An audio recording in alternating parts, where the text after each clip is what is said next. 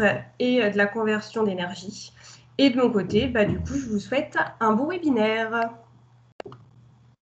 À toi, Rodolphe. Je crois que tu as oublié ton micro. Exact. Merci Clémentine. Merci pour cette introduction. Je vous remercie tout d'abord d'être aussi nombreux ce matin. Il est vrai que ce sont des sujets passionnants. Pour information, nous sommes une petite trentaine. Donc merci d'être aussi nombreux présents ce matin pour aborder donc le sujet de la simulation de batterie. Je parle bien de simulation de batterie. Le webinaire de ce matin ne sera consacré qu'à la simulation de batterie et non pas au test de batterie. Il pourra faire l'objet éventuellement d'un autre webinaire. Voilà, si vous le jugez utile, n'hésitez pas dans ce cas-là à nous faire vos retours dans le questionnaire qui vous sera envoyé à l'issue de cette présentation. Vos remarques sont très utiles pour nous parce qu'elles nous permettent d'avancer. Permettez-moi tout d'abord de me présenter. Mon nom est Rodolphe Herrero. Je travaille chez MB Electronics depuis plus de 12 ans en qualité de responsable de développement de la ligne conversion d'énergie.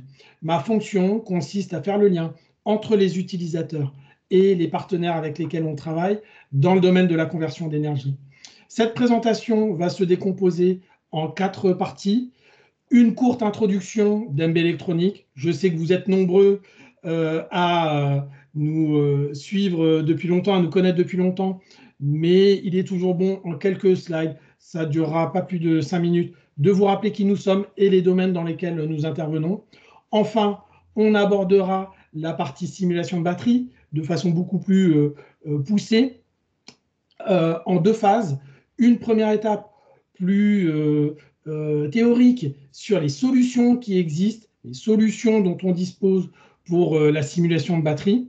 Une partie démonstration qui sera très rapide, qui durera environ 5 minutes, mais qui permettra de se faire une bonne idée de ce qu'on peut attendre de ces solutions en termes de simulation de batterie. Et enfin, je vous propose une session questions-réponses. Donc pour la partie présentation, elle durera environ 35 minutes et 10 minutes pour la partie questions. Évidemment, nous sommes là pour répondre à vos questions.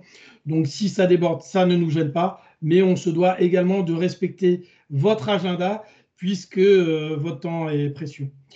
Pour rappel, sur la société MB Electronics, qui nous sommes, nous existons depuis 1972. Nous sommes une société de négoce dans le domaine du test et de la mesure. Donc, nous avons vocation à distribuer des équipements de test et mesure. Mais pour nous, ce qui est important n'est pas seulement d'avoir une approche type cataloguiste ou sans porter de jugement sur ce que je dis, où on cherche à avoir l'éventail le plus large possible, mais on aime bien également vous proposer des solutions personnalisées qui répondent à vos besoins en tenant compte de vos différents critères, qu'ils soient évidemment techniques, budgétaires, environnementaux, bref, l'ensemble des critères dont vous pouvez avoir. Nous avons pour cela une équipe projet qui est à même de suivre cette partie gestion de projet. Je le disais, nous avons également vocation à vous accompagner pendant toute la durée de vie des équipements que nous commercialisons. Donc, nous avons une équipe de service qui est composée de 12 ingénieurs de maintenance et qui ont pour mission de maintenir en condition opérationnelle les solutions, les équipements et les solutions que nous commercialisons. Enfin, nous avons une activité de prestation d'essais au travers de 2 laboratoires, on va dire 3, un laboratoire de microscopie acoustique, un laboratoire pour faire des essais Alteas, et enfin, compte tenu du contexte, on développe de plus en plus ce que nous sommes en train de faire au travers de ce webinaire. On le fait également pour nos essais. C'est ce qu'on a appelé le LIV. Ce sont des essais faits en distanciel. Donc, on se tient à votre disposition sur ces différents sujets. Pardon. Électronique, en quelques chiffres, nous sommes 65 collaborateurs. Nous avons 2 centres de services. Le premier étant à Buc, qui est également notre siège social. Le second dans la région grenobloise, à Moirans, pour couvrir la région plutôt sud. On réalise un chiffre d'affaires de 25 millions. C'est le chiffre que nous avons fait en 2019, au travers d'un peu moins de 2000 commandes et surtout 1700 interventions de nos ingénieurs de maintenance, soit en nos locaux ou bien sur site. Ces interventions sur site se font au travers de plus de 200 contrats de maintenance. Voilà. Nos marchés, évidemment, on travaille beaucoup dans le domaine aéronautique, spatial, défense. Tout ce qui est recherche et recherche universitaire étatique représente une part importante de notre chiffre d'affaires, en plus du domaine de l'industrie. Tout ce qui est automobile et transport, semi-conducteurs et également société de services. Vous avez sur la partie droite voilà, les plus gros clients sur l'année 2019, voilà, avec des grands donneurs d'ordre, des noms qui sont évidemment familiers de tous, comme Airbus, le CEA, Dassault Aviation, voilà, la DGA, l'armée, MBDA, Renault, Safran, donc vous le voyez, Schneider, Thales, ST Microelectronics. Donc voilà, dans différents domaines, nous avons aussi à cœur d'intervenir sur différents marchés. Nous avons une équipe complète à votre disposition au travers d'ingénieurs technico-commerciaux qui sont vos points d'entrée chez MB Électronique, qui couvrent l'ensemble de notre offre. Pour les produits d'utilisation courante, nous avons, et vous le verrez que dans cette présentation, y compris sur la simulation, il y a des solutions plus modestes. Ils sont commercialisés au travers d'ingénieurs commerciaux sédentaires. Ils sont au nombre de 4 et ils vous apportent le même sérieux sur ces systèmes-là. Nous avons également une équipe d'experts dont je fais partie. On travaille dans différents domaines. Hein. Pour rappel, vous avez à l'écran la liste exhaustive des partenaires avec lesquels nous travaillons en conversion d'énergie, instrumentation et tests électriques, métrologie, tests avioniques, semi-conducteurs, simulation environnementale et, je le précisais, le e-commerce. Donc, j'ai des homologues dans chaque domaine. Ils couvrent voilà, chacun et on travaille en binôme avec une équipe d'ingénieurs projets pour personnaliser les solutions que nous pouvons vous proposer. On le voit d'ailleurs à l'écran, quelques exemples de réalisations que nous avons réalisées dans différents domaines, à la fois en test électrique, évidemment qui va davantage nous concerner aujourd'hui, mais ça peut être sur des systèmes en métrologie, des systèmes orientés semi-conducteurs. Voilà, on a un périmètre qui est relativement étendu, qui offre une certaine cohérence, mais voilà, on peut vous accompagner sur ces sujets-là. Sur le marché de la batterie, quelques généralités. On arrive progressivement au sujet qui nous concerne aujourd'hui. MB Électronique n'est pas nouveau dans ce domaine. C'est un marché que nous développons chez nous depuis une bonne dizaine d'années dans les différents domaines que peut représenter le domaine de la batterie. Alors vous avez à l'écran quelques exemples qui évidemment ne sont pas exhaustifs, mais à commencer par la mobilité électrique, qu'elle soit au travers de voitures, de bus, mais de transport électrique dans son ensemble. Il y a également bon nombre de développements qui se passent dans différents domaines, dans les domaines militaires. Voilà. Il est vrai qu'aujourd'hui, le marché de la batterie est en plein boom et nous avons des solutions pour y répondre. On s'efforce aujourd'hui, ce qui nous concerne, c'est évidemment la partie électrique, mais nous avons bien d'autres solutions pour la partie batterie, au-delà de ces tests électriques, nous avons par exemple des solutions de soudure.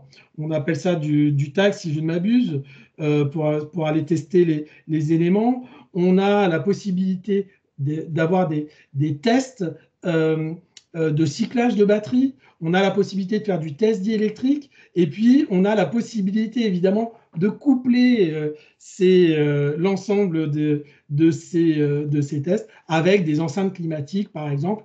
Donc, encore une fois, on s'efforce de proposer les solutions complètes de l'élément jusqu'au pack complet batterie. Voilà. Sans plus attendre, je vous propose donc de nous consacrer davantage au sujet du jour, à savoir la simulation de batterie. Pour ce faire, on travaille sur l'aspect simulation de batterie, essentiellement avec 3 constructeurs. On va les voir dans cette présentation, à commencer par E-Tech, dont vous avez un exemple de système de simulation de batterie sous les yeux. Il s'agit en fait d'une alimentation 4 cadrans pour des systèmes faible puissance. On va plutôt parler de systèmes de simulation de batterie pour des téléphones mobiles, par exemple, pour ce type de système. Donc, à des niveaux de tension contenus, puisque au maximum, on peut générer plus ou moins 60 volts. Évidemment, lorsqu'on parle de simulation de batterie, on ne va, même si ce sont des alimentations 4 cadrans, nous n'en utiliserons que 2. On va le voir tout de suite pourquoi.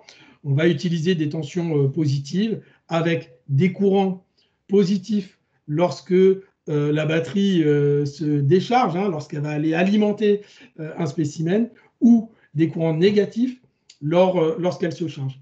Et avec ce système-là, au maximum, on peut aller avoir des courants qui vont jusqu'à plus ou moins 10 ampères. Donc, évidemment, tout n'est pas sur le même système. En fait, il s'agit d'une famille dont les modèles exigent jusqu'à 150 watts. Et certains existent en 2 voies. Donc, on peut avoir 2 voies de mesure. La dynamique sur ces systèmes-là est de l'ordre de 20 microsecondes. Alors, qu'est-ce qu'on entend par dynamique? Il est bon de rappeler que lorsqu'on parle de dynamique, il faut distinguer 2 cas de figure. La dynamique sur changement de consigne, c'est-à-dire je vais demander à cette alimentation, par exemple, d'aller de 30 volts à 60 volts. Combien de temps elle va mettre à la montée et à la descente, mais également la dynamique sur variation de charge. Lorsque je vais avoir des variations de courant, des appels de courant, des choses comme ça, et évidemment, ça va impacter le niveau de tension. Je peux avoir soit des chutes de tension, soit au contraire des pics de tension. Et la question, c'est en combien de temps elle va revenir à la tension de consigne. Et donc, cette dynamique sur ce système-là, c'est plutôt sur changement de consigne, est donnée pour une vingtaine de microsecondes. Voilà. Pourquoi je parle de ces systèmes? Parce qu'une alimentation réversible, dès lors qu'on est capable de lui paramétrer une impédance de sortie, à elle seule, déjà, il s'agit d'un simulateur de batterie. C'est un système basique, un système simple, mais c'est déjà un simulateur de batterie.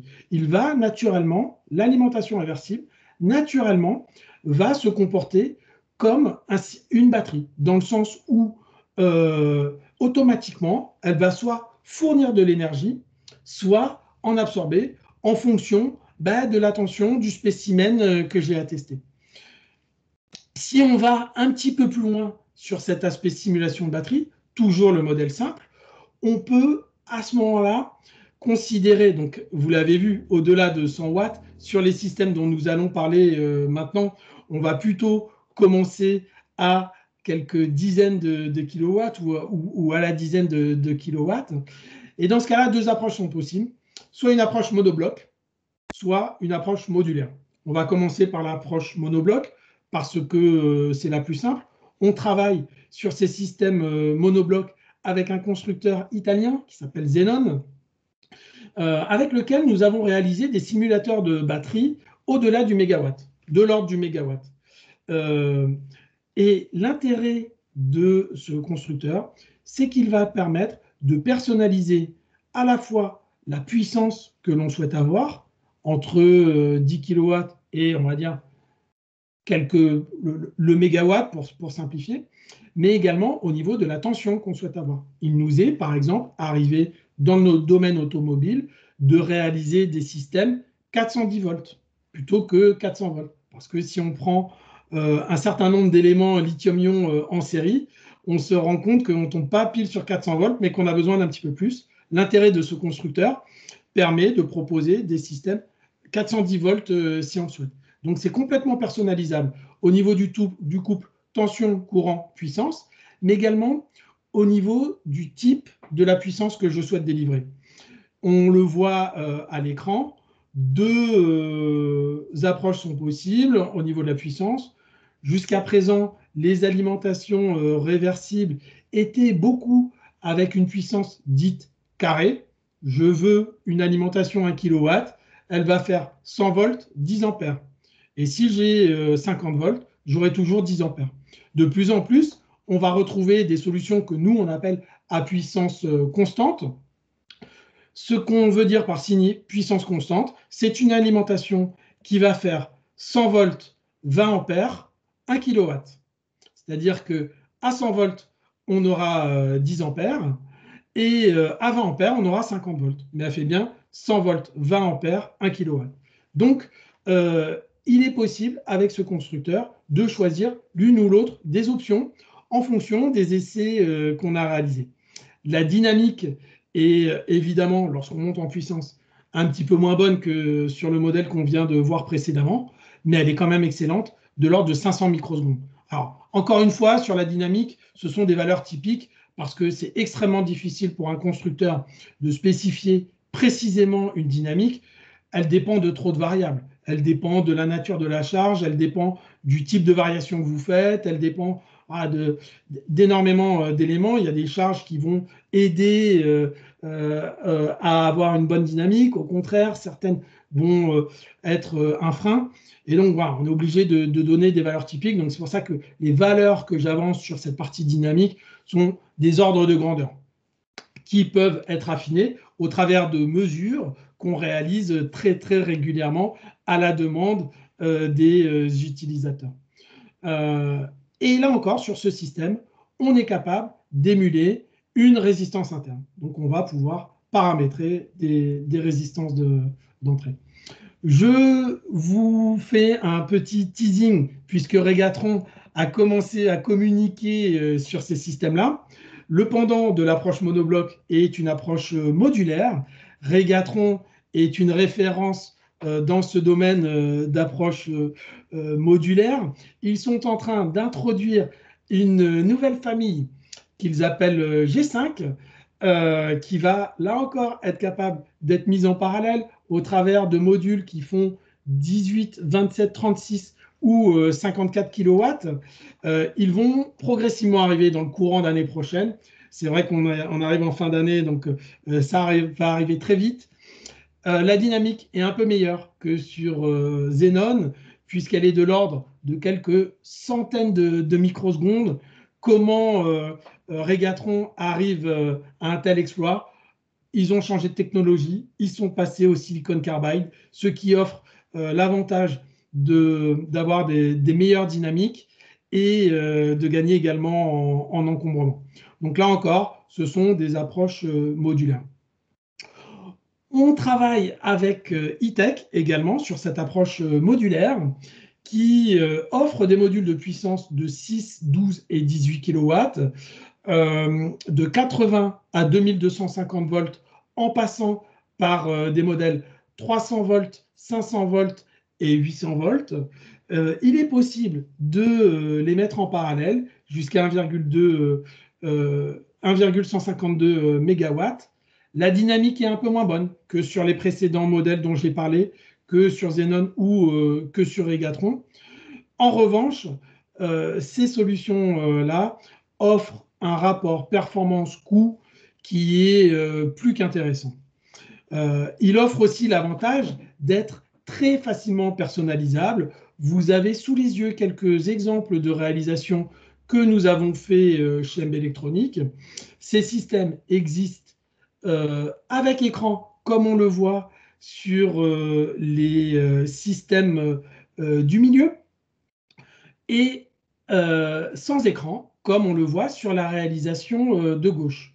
Donc, un système qui n'a pas d'écran ne peut être utilisé que comme une alimentation esclave. Cela signifie qu'au vu de l'utilisateur, puisqu'on a 4 modules de 18 kW, il a une alimentation réversible de 72 kW, mais on peut également donc avoir un écran. Dans ce cas-là, le système peut être utilisé soit comme maître, soit comme esclave, et offre cette modularité de pouvoir les utiliser indépendamment selon la nécessité des essais qu'on a réalisés. E-Tech, pour cette mise en parallèle, a fait un bond technologique essentiel, puisque pour avoir visité bon nombre d'entre vous, souvent la remarque que vous me faites, c'est « Ah oui, mais lorsqu'on met les systèmes en parallèle, j'ai des pertes de communication, ça ne se passe pas bien, le système cherche les systèmes esclaves, j'ai pas une bonne expérience de ces systèmes-là. » E-Tech a réglé ce problème de façon extrêmement intelligente en proposant cette mise en parallèle, ce fonctionnement en maître-esclave au travers de liaisons optiques. La liaison optique vous garantit que d'une, on s'affranchit des perturbations extérieures, puisqu'on est complètement isolé, et de deux, il n'y a rien de plus rapide que la lumière, donc les temps de communication entre l'alimentation maître et les alimentations esclaves est quasi instantané, ce qui vous offre l'assurance que quel que soit le nombre d'alimentations mises en parallèle, et c'est l'engagement d'e-Tech, on n'a aucune dégradation des performances, ni en termes de dynamique, certes elle est un peu moins bonne que les autres, encore une fois de la dizaine de millisecondes que les autres solutions qu'on a vues, mais elle est garantie, ni en termes de puissance.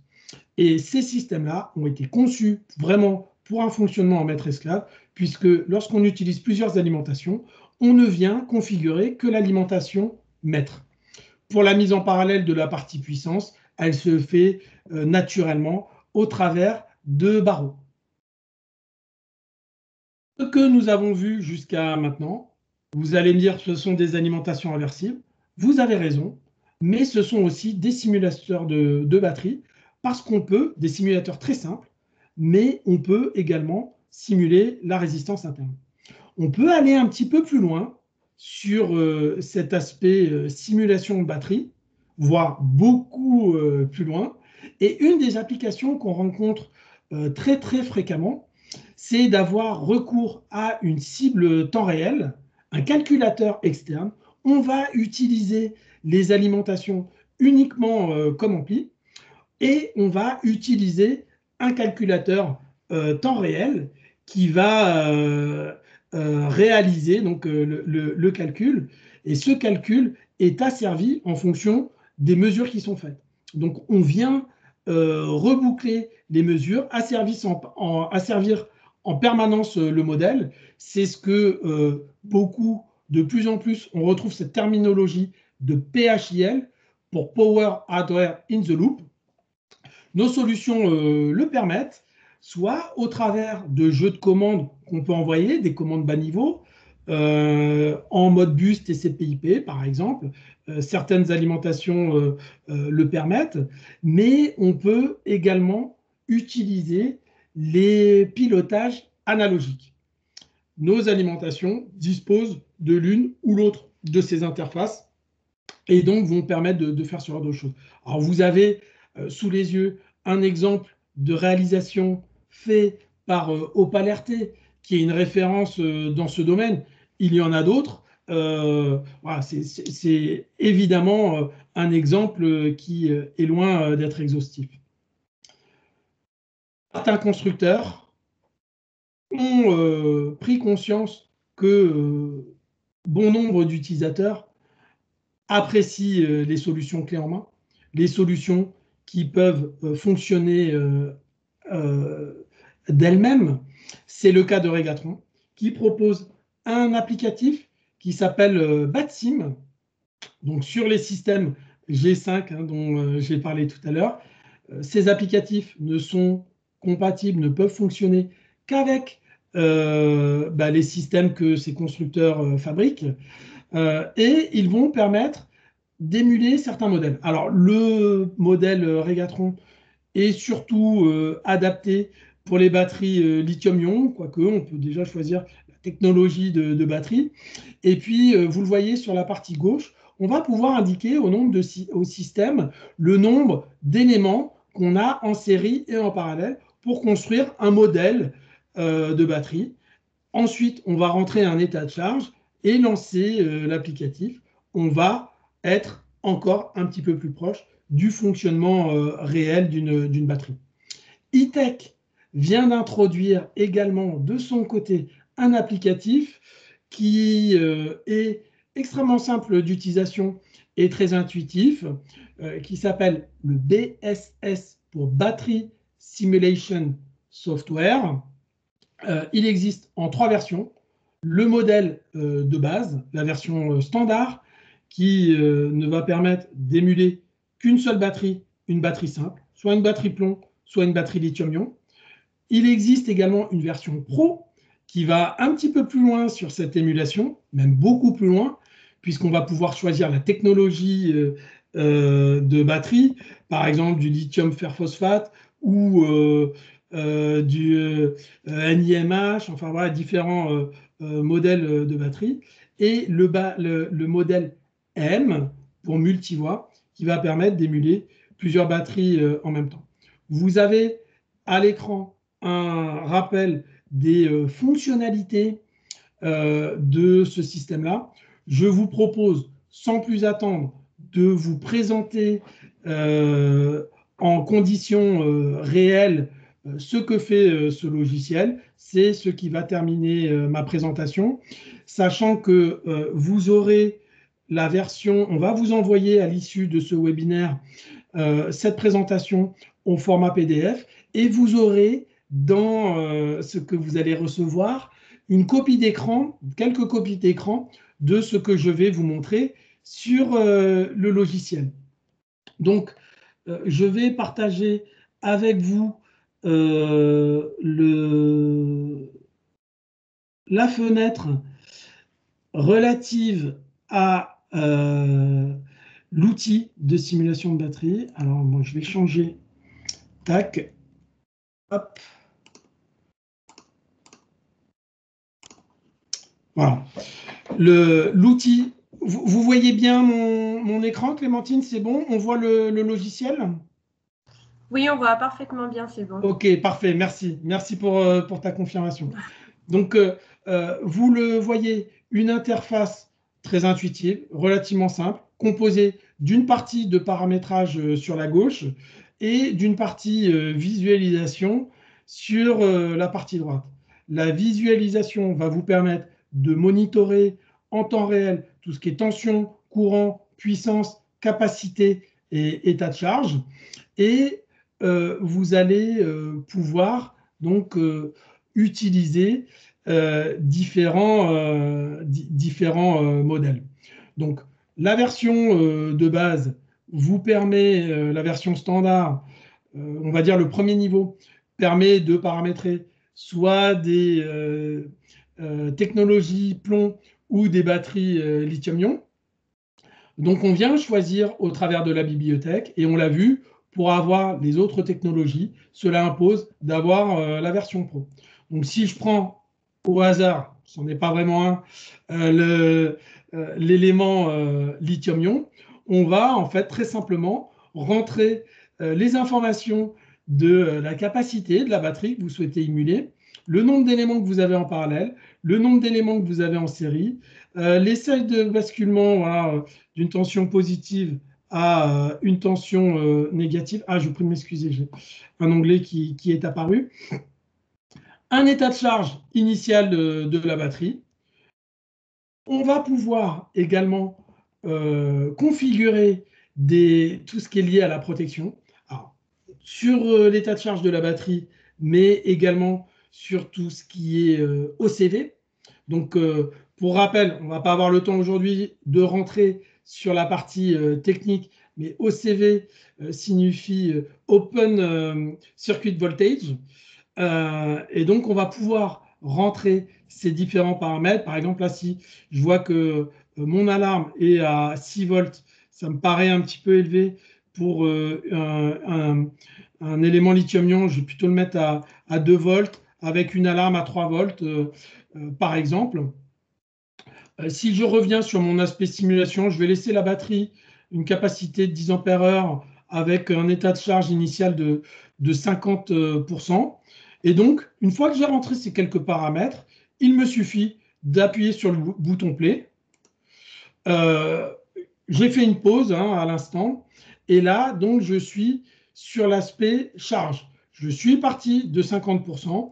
Je vais progressivement arriver à un état de charge de ma batterie de 100%. Et on le voit sur la partie monitoring, où est-ce que je me situe sur cette courbe au niveau de